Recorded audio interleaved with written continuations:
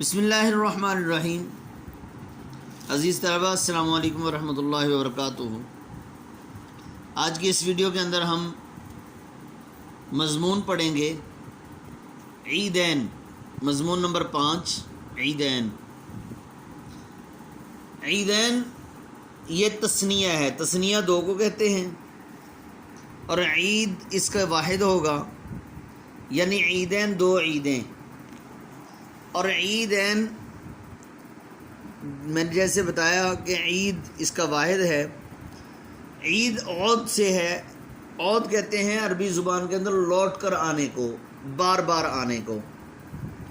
تو چونکہ عید کا معنی خوشی کا دن بھی ہے، اور خوشی کے دن دو ہیں اسلام نے جو ہمارے لیے متعین کیے ہیں، ایک عید الفطر اور ایک عید الاضحیٰ۔ یہ دو خوشی کے دن ہیں، اس لیے ان کو، اور بار بار آتے ہیں اس لیے ان کو عیدین کہتے ہیں۔ تو دیکھیں، مسلمان ہر سال دو عیدیں مناتے ہیں۔ ایک عید کو عید الفطر کہتے ہیں اور دوسری کو عید الاضحیٰ کہتے ہیں۔ عید الفطر یہ شوال کے آخر میں، شوال کے شروع میں، معذرت کے ساتھ، رمضان کے ختم ہونے پر یکم شوال کو منائی جاتی ہے، اور اسے چھوٹی عید اور میٹھی عید بھی کہا جاتا ہے۔ اصل میں یہ عید روزوں کا مبارک مہینہ بخیر و خوبی، یعنی خیریت کے ساتھ گزرنے پر جو خوشی کا دن ہے۔ اس عید پر گھر کے افراد کی تعداد کے مطابق صدقہ فطر غریبوں اور مستحقوں میں تقسیم کیا جاتا ہے۔ حضرت انس رضی اللہ تعالیٰ عنہ سے روایت ہے، فرماتے ہیں نبی کریم صلی اللہ علیہ وسلم جب ہجرت فرما کر مدینہ تشریف لائے، اور آپ صلی اللہ علیہ وسلم نے دیکھا کہ مدینہ کے لوگوں نے سال میں دو دن مقرر کر رکھے ہیں جن میں کھیل اور تفریح کرتے ہیں، خوشیاں مناتے ہیں۔ آپ صلی اللہ علیہ وسلم نے دریافت کیا کہ یہ دو دن کیسے ہیں؟ انہوں نے جواب دیا کہ جاہلیت کے زمانے میں ہم ان دونوں میں کھیلا کودا کرتے تھے۔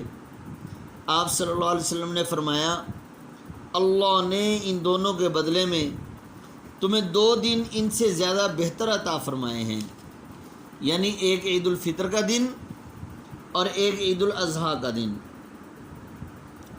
اصل میں یہ خوشی کا دن اس لیے ہے کہ مسلمان روزوں کے مہینے میں، یعنی رمضان المبارک میں روزے رکھتے ہیں اور بہت زیادہ مشقت، بھوک پیاس وغیرہ برداشت کرتے ہیں، اور پھر رات کا قیام، پھر مالی طور پر صدقہ دینا، زکوٰۃ وغیرہ اپنی جیب سے خرچ کرنا، یہ بہت بڑا مجاہدہ اور جو ہے وہ ہمت کا کام ہے۔ تو اللہ جل شانہ یہ چاہتے ہیں کہ میں اپنے بندوں کو ان چیزوں کے بدلے میں انعام دوں۔ تو اللہ جل شانہ نے ہمارے لیے عید الفطر کا دن مقرر کیا، کیوں؟ اس لیے تاکہ اللہ جل شانہ اس عید کے موقع پر ہمارے لیے بخشش کے فیصلے فرمائے اور ہمارے لیے انعام کا سلسلہ رکھا ہے۔ شاعر اس موقع پر کہتے ہیں، ہنستی ہوئی صبح روز عید آئی، لے کے نئے جذبات سعید آئی ہے، یہ خوشخبری ہے روزہ داروں کے لیے، روزے جو گئے ان کی رسید آئی ہے۔ اب دیکھا جائے حقیقت میں تو جب رمضان المبارک کے 15 سے 20 دن ختم ہوتے ہیں تو لوگ جو ہیں وہ تیاریاں شروع کر دیتے ہیں، کپڑے خریداری شروع کر دیتے ہیں، جوتے خریدنا چھوٹے چھوٹے بچوں کے لیے، اپنے لیے۔ اور جب عید جو ہے وہ عید کے ایام جیسے جیسے قریب آتے جاتے ہیں، لوگوں کے اندر بے چینی بڑھ جاتی ہے، ایک دوسرے کو تحائف بھیجنا شروع کرتے ہیں، اپنے محبوب کو، اپنے پیاروں کو، اپنے رشتہ داروں کو مختلف طرح سے تحفے وغیرہ بھیجے جاتے ہیں۔ تو یہ گویا کہ خوشی کا سماں ہوتا ہے۔ عید آئی نشاط کا پیامی بن کر، ہنگام و سرور و شادمانی بن کر۔ لڑکیاں اپنے جو ہے وہ جنس کے مطابق، یعنی لڑکیاں لڑکیوں کو اور اپنے بھائیوں کو اور اپنے پیاروں کو تحفے تحائف بھیجتی ہیں، لڑکے اپنے پیاروں کو اپنے دوستوں کو تحفے تحائف بھیجتے ہیں۔ اس سے محبت کا اظہار ہوتا ہے۔ اور 29ویں رات کو لوگ چاند دیکھنا شروع کر دیتے ہیں کہ ہو سکتا ہے ہمیں چاند نظر آ جائے، ہو سکتا ہے ہمیں جو ہے وہ ہم عید صبح کر لیں، کیونکہ پیارے حبیب صلی اللہ علیہ وسلم نے فرمایا تھا عید کے چاند کے بارے میں، یا مہینے کی تعریف فرمائی تھی۔ 10 انگلیاں کھول کر 3 مرتبہ ارشاد فرمایا، الشہر ہاکذا ہاکذا ہاکذا، کہ مہینہ اس طرح اس طرح اس طرح ہے۔ یا 2 بار 10 انگلیاں کھولیں اور تیسری بار 9 انگلیاں کھول کر اشارہ فرمایا، الشہر ہاکذا ہاکذا ہاکذا، یعنی مہینہ جو ہے وہ 29 دن کا بھی ہوتا ہے۔ لیکن یہاں پر ایک مسنون کام ہے عید کے موقع پر کرنے کے، وہ یہ ہیں کہ ایک تو یہ ہے کہ ہم سب سے پہلے عید کے دن کے لیے اپنے رشتہ داروں کے لیے تمام رنجشیں، تمام ناراضگیاں ختم کریں، دل کے اندر سے بغض اور نفرتیں ختم کر دیں، اور جو ہے وہ کوئی میٹھی چیز بنائیں فجر کی نماز کے بعد، اور پھر جو ہے وہ نئے کپڑے پہننا، خوشبو لگانا، گھروں کے اندر پکوان بنانا، کوئی میٹھی چیز بنانا، یہ سنت ہیں سارے عمل۔ اور ایک دوسرے سے ملنا جو ہے، یہ جو خاص طور سے ناراض ہیں ان کو منانا، یہ بھی ایک سنت عمل ہے۔ مسواک کرنا، اور جو لباس اچھا ہو تمام لباس میں، تمام انسان کے کپڑوں میں وہ خوبصورت اور اچھا لباس پہننا چاہیے، یہ سنت عمل ہے۔ اور اسی طریقے سے اپنی استطاعت کے مطابق عید گاہ جانے سے پہلے صدقہ فطر ادا کرنا، جیسا کہ آج کل رمضان المبارک میں بھی ادا کرتے ہیں، تاکہ غریب لوگ عید آنے سے پہلے پہلے وہ بھی ہماری خوشیوں کے اندر شریک ہو سکیں۔ دوسرا تہوار جو ہمارا ہے وہ عید الاضحیٰ ہے۔ اس سے پہلے میں یہ بتاتا چلوں کہ رمضان المبارک میں اللہ سے معافیاں مانگی، رمضان المبارک میں اللہ سے گڑ گڑا کر رو رو کر اپنے گناہوں کی بخشش طلب کی، لیکن عید کا دن آتے ہی پھر گناہوں میں مبتلا۔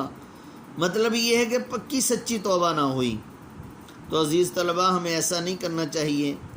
خوشی کا دن اللہ نے ہمارے لیے متعین کیا، اس کا مطلب یہ نہیں ہے کہ ہم گناہ کرنے لگ جائیں، سانگ سننے لگ جائیں، اور بہت زیادہ جو ہے وہ شور شرابہ کرنے لگ جائیں۔ اللہ کی ناراضگی والا کام کوئی نہ کریں۔ ادھر سے تو اللہ کو راضی کیا، بڑی مشکل سے رمضان المبارک میں اللہ نے ہم پر رحم کیا، اللہ پاک راضی ہونے لگا۔ عید کا دن اللہ کی رضا کا دن تھا، اللہ پاک نے راضی ہو کر ہمیں انعام دیا، اور ہم جو ہیں پھر اللہ کو ناراض کر رہے ہیں، یہ اچھی بات نہیں ہے۔ اللہ پاک ہم سب کو عمل کی توفیق عطا فرمائے۔ جی، تو دوسرا تہوار ہمارا عید الاضحیٰ ہے۔ اضحیٰ اصل کہتے ہیں چاشت کے وقت کو، اور اس کا دوسرا نام بقرہ عید بھی ہے۔ بقرہ کاف نقطوں والا یعنی گائے والی عید، اور کاف لکیر والا بقرہ جس کو کہتے ہیں وہ بھی ہو سکتا ہے۔ اصل مقصد یہاں پر گوشت والی عید ہے، عید الاضحیٰ۔ یہ ذوالحج کی 10 تاریخ کو عید منائی جاتی ہے، اور یہ عید ہمیں ایک بہت بڑی قربانی کی یاد دلاتی ہے۔ وہ قربانی یہ کہ حضرت ابراہیم علیہ السلام اپنے اکلوتے لخت جگر حضرت اسماعیل علیہ السلام کو تیار کروا کے نئے کپڑے پہنا کر لے کر جا رہے ہیں۔ کہاں لے کر جا رہے ہیں بھئی؟ اللہ کا حکم کی فرما برداری کرتے ہوئے حضرت اسماعیل علیہ السلام کو ذبح کرنے کے لیے جہاں پر اللہ نے حکم دیا قربان کرنے کے لیے لے کر جا رہے ہیں۔ حضرت اسماعیل علیہ السلام، اس کا تاریخی پس منظر یہ ہے کہ ایک بار حضرت ابراہیم علیہ السلام کو خواب میں زیارت ہوئی، آواز آئی یا یوں سمجھ لے اشارہ ہوا کہ بھئی اپنی سب سے پیاری چیز کو قربان کرو۔ حضرت ابراہیم علیہ السلام اللہ کے برگزیدہ اور سچے پیغمبر تھے، ان کے خواب بھی اللہ کے حکم ہوا کرتے ہیں۔ آپ علیہ السلام نے اٹھ کر 100 اونٹ ذبح کر دیے۔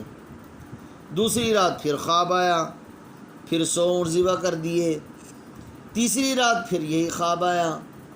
تو آپ سمجھ گئے کہ سب سے پیاری چیز تو میرے نزدیک میرا پیارا بیٹا یعنی حضرت اسماعیل علیہ السلام ہے۔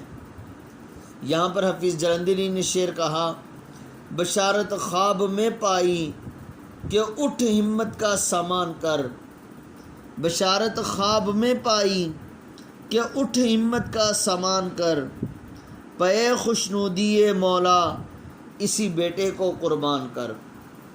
چنانچہ حضرت ابراہیم علیہ السلام نے اپنا یہ خواب اپنے بیٹے کو سنایا۔ حضرت اسماعیل علیہ السلام، اور حضرت اسماعیل علیہ السلام بھی آنے والے وقتوں میں نبی بننے والے، باپ کے ایسے فرما بردار، آگے لاجک پیش نہیں کی کہ بھئی یہ کیا بات ہوئی، کوئی باپ بھی اپنے بیٹے کو قربان کرتا ہے، میں کیوں قربان ہوں، آپ کسی اور چیز کو قربان کر دیجئے۔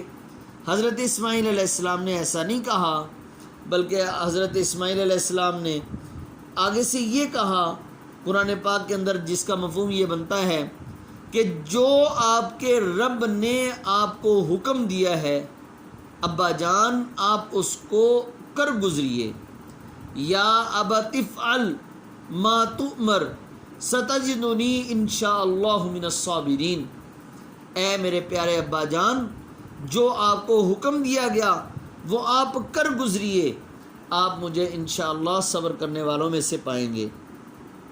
علامہ اقبال نے حضرت اسماعیل علیہ السلام کے بارے میں شعر کہا، یہ فیضان نظر تھا یا مکتب کی کرامت تھی، یہ فیضان نظر تھا یا مکتب کی کرامت تھی، سکھائے کس نے اسماعیل کو آداب فرزندی۔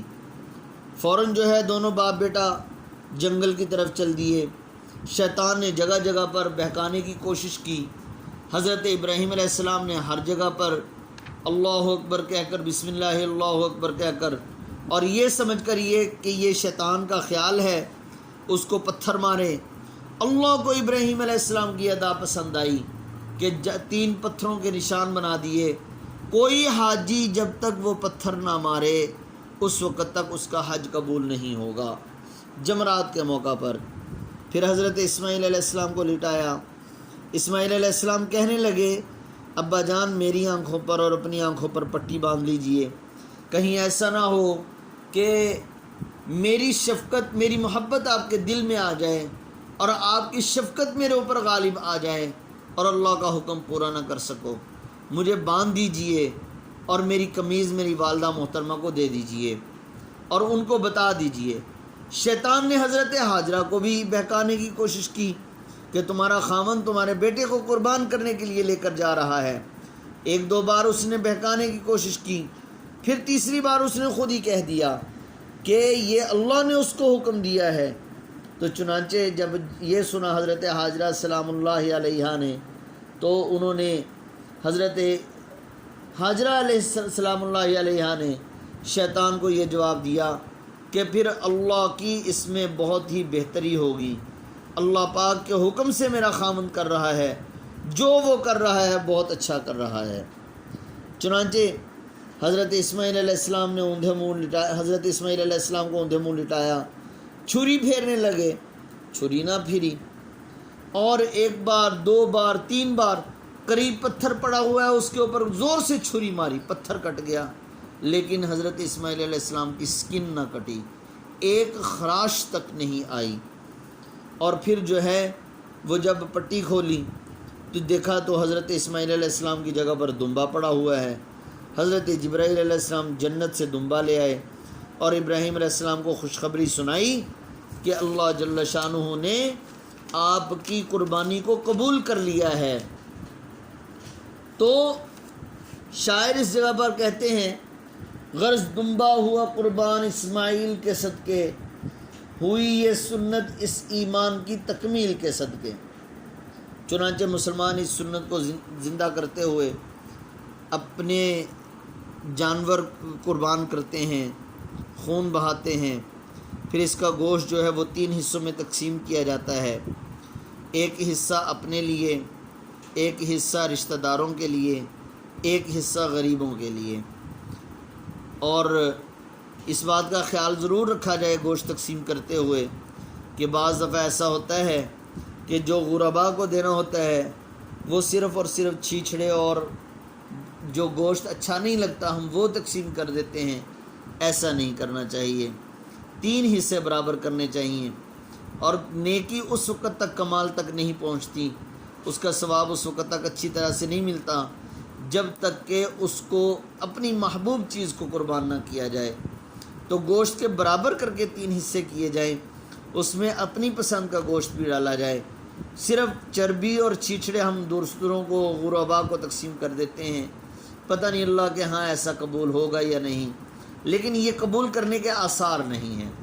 اس لیے عزیز طلباء، آپ لوگ ہمارا سرمایہ ہو، جو بات بھی کہی عمل کی بات ہے اس پر ضرور عمل کیا جائے، حضرت ابراہیم علیہ السلام کی سنت پر عمل کیا جائے۔